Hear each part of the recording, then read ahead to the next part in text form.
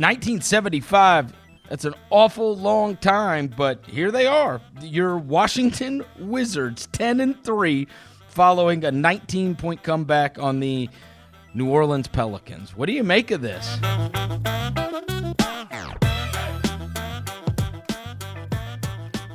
This has been a very fun couple of weeks in the NBA, and some things that have happened that we did not expect include three big surprises in the East.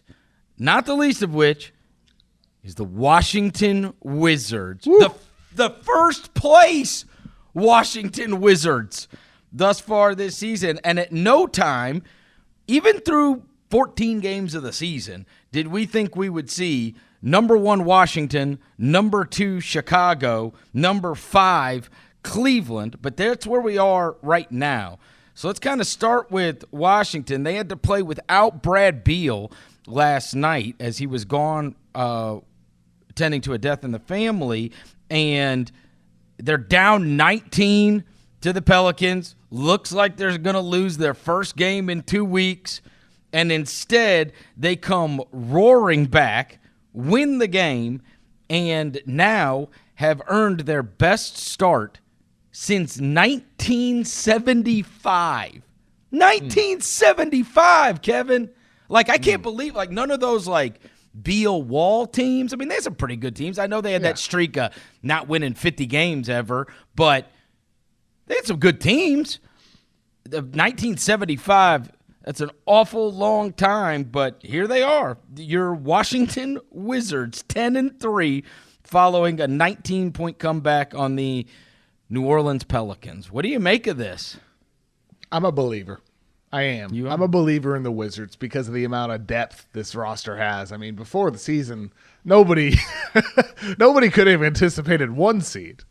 What are we, like almost an 8th into the season? Yeah. Nobody could have called 1 seed an 8th into the season. But the team had good depth. You know, there's talent on the roster you could look at and say, hey, Bradley Beal, everybody's talking about him as the next guy who could be traded. But you know what? This isn't so bad here in Washington. But the 1 seed, Chris, I mean, Spencer Dinwiddie, last night, 27 points from him. He's really stepped up his game. He's been the perfect match for Beal in that backcourt. Kuzma's been really good. Guys like Denny Avdia, after struggling as a rookie, he's really come along in his second season. He's been – Wizards fans rightfully are all over this guy defensively. Yep. He's so good on defense right now in his second year. And, you know, offense, more playmaking from him this season. Just up and down the roster, there's no holes. There's no weak links. They got a bunch of good players. We talk about all the time. A lot of good players. We talk about all the time having a collection of just good players, which serves Neto's a good role player. Well, it serves you extremely well during the regular season. In fact, you could be great during the regular season. Yes. Where it catches up to you is if you don't have – like superstars win the title, right? We know that. And so that's the only time. But you can have really good seasons. And, look, they're not going to stay at number 1. But, you know, you do have to consider, are they one of the teams that's not going to have to worry about playing in the play-in? Because this is a torrid start with a new roster, which – that's what's mega impressive about this. You've got a collection of these guys that is thrown together, and usually that kind of thing takes time. You're getting used to playing with each other and everything else. Instead, they've started off 10-3 to start the year, which gives them just this outstanding head start on to possibly getting into one of those. That's what we never expected. We thought they could be in the mix, maybe as the, you know, within the 10, but like the 6 is a different deal. Yeah, we were talking like 5 to 11 range. Yeah, but even then, we still had Brooklyn, we still had the Bucks, we still had the Heat, we still had Philly, like all those teams we had ahead of them for 100%, right? Well, and they could still end up there. I mean, you know, record-wise, they're only 2.5 up on Philly for the 7th spot right now. That's right. I got it. They still could slip down there and all that. But to your point, they're giving themselves a little bit of cushion early in the season, and they're doing all of it despite the fact Bradley Beal has not been the same guy he was the last 2 seasons.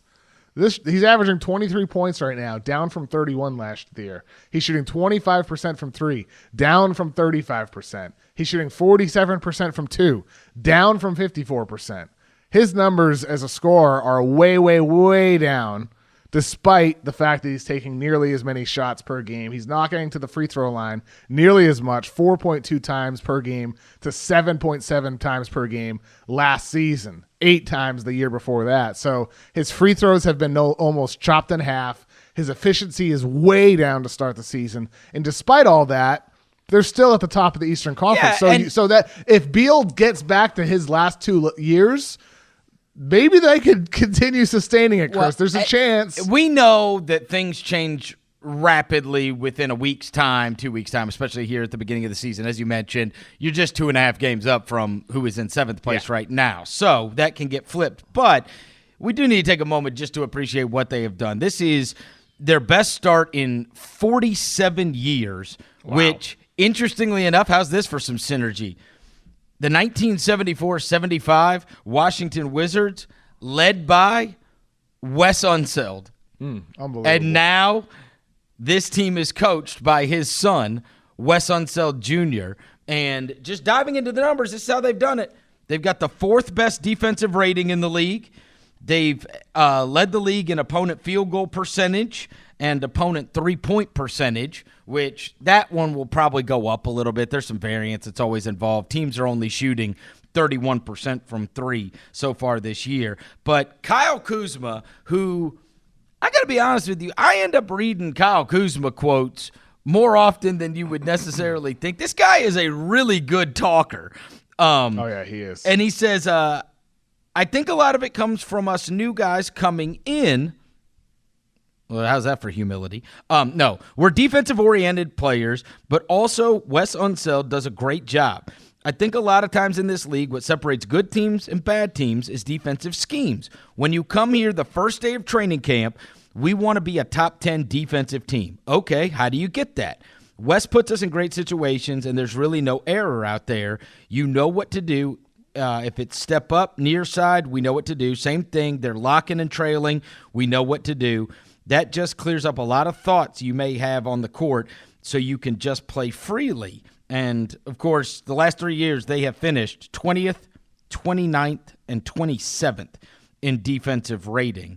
And that has been – and, of course, they cut the water off completely for the Pelicans last night, went on a 14-0 run, and then turned that game around completely.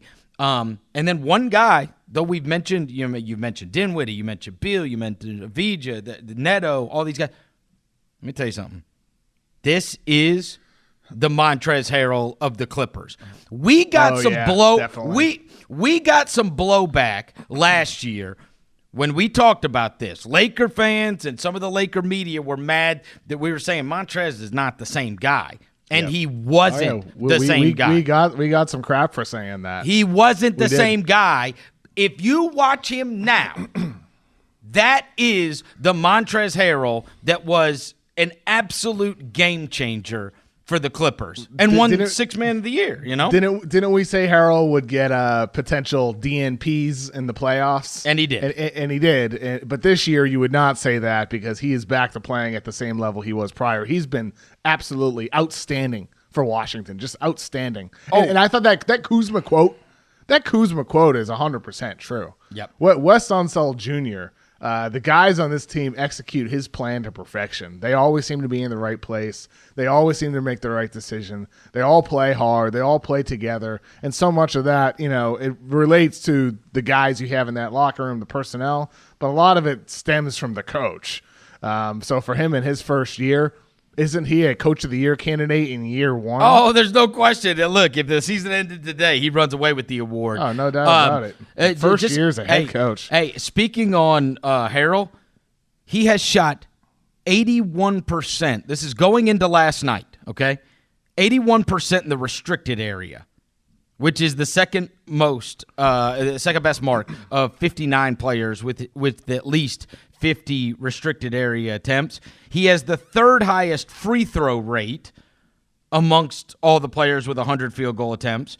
And he's got a true shooting percentage of 71%, which is the highest of any player that averages 15 points a game. And they have that unit that has he, Neto, and Avdija, they have outscored their opponents by 22 points per 100 possessions. They have been absolutely devastating. And it speaks to, as you're talking about, that depth, right? I mean, they bring off a bench. Their bench unit, that was the trick with that old Clippers team. That bench unit would flip a game and kill you, right? They'd bring in Lou, they'd bring in HARRELL. Those guys were both up for Sixth Man of the Year, and they would flip the game. They would bring so much energy and everything else, and this looks like, they got the MONTREZL that we didn't see much of when he was playing for the Lakers last year. And you got to look back at that trade, and my God, I mean, you see the benefits of the Wizards, and you see the detriment of the Lakers, and this is a move that clearly, it was reported that they weren't really going to do this. Westbrook called the owner. Russell Westbrook calling their owner was the best thing that ever happened to the Wizards.